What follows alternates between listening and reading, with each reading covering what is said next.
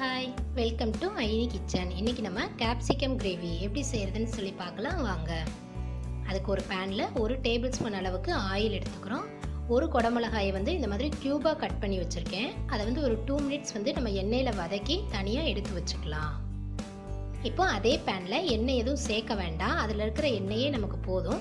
ஒரு அரை ஸ்பூன் அளவுக்கு சோம்பு, ஒரு பெரிய வெங்காயத்தை நீளமாக கட் பண்ணி வச்சுருக்கேன், அதையும் சேர்த்து வதக்கிக்கலாம்.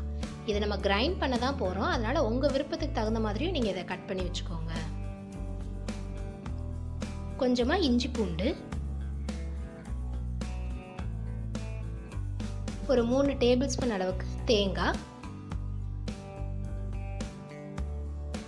ஒரு அரை ஸ்பூன் கசகசா,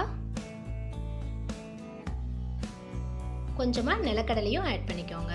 நான் இதில் வறுத்த நிலக்கடலை எடுத்திருக்கேன், அதனால் நான் இதை இப்போ ஆட் பண்ணுறேன். ஒருவேளை நீங்கள் பச்சை நிலக்கடலை எடுத்திருந்தீங்க அப்படின்னா ஃபஸ்ட்டு நம்ம ஆயில் ஊற்றும் போதே கொஞ்சமாக வதக்கி வச்சுக்கோங்க. இப்போ நம்ம இது எல்லாத்தையுமே ஃபைன் பேஸ்ட்டாக அரைச்சிட்டு வந்துடலாம்.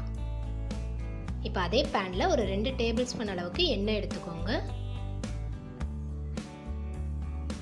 ஒரு அரை ஸ்பூன் ஜீரகம், கொஞ்சமாக கருவேப்பிலை போட்டுக்கோங்க.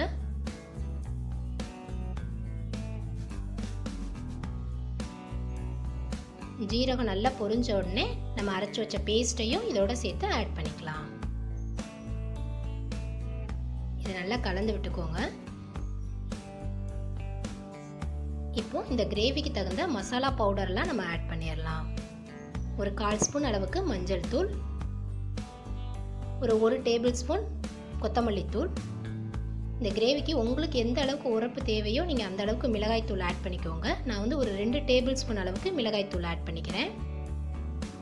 1 table spoon garam masala powder. இது எல்லாத்தையுமே நல்லா கலந்து ஒரு லிட்டு போட்டு 2 மினிட்ஸ் கிட்ட மூடி வச்சுருங்க. அந்த கேப்பில் நம்ம ஒரு 2 தக்காளியை நல்ல மிக்சியில் ஃபைன் பேஸ்ட்டாக அரைச்சி வச்சுக்கலாம். இப்போ எண்ணெயெல்லாம் பிரிஞ்சு வந்துருச்சு. இப்போ இந்த ஸ்டேஜில் நம்ம அரைச்சி வச்ச தக்காளியவும் இதோட சேர்த்து ஆட் பண்ணிக்கோங்க. நல்லா கலந்து விட்டுக்கோங்க.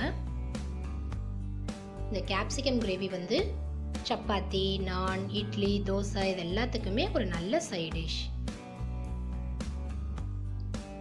இந்த மாதிரி கொதி வந்தோடனே நம்ம வதக்கி வச்சோம் இல்லையா கேப்சிகம், அதையும் இதோட சேர்த்து ஆட் பண்ணிக்கோங்க.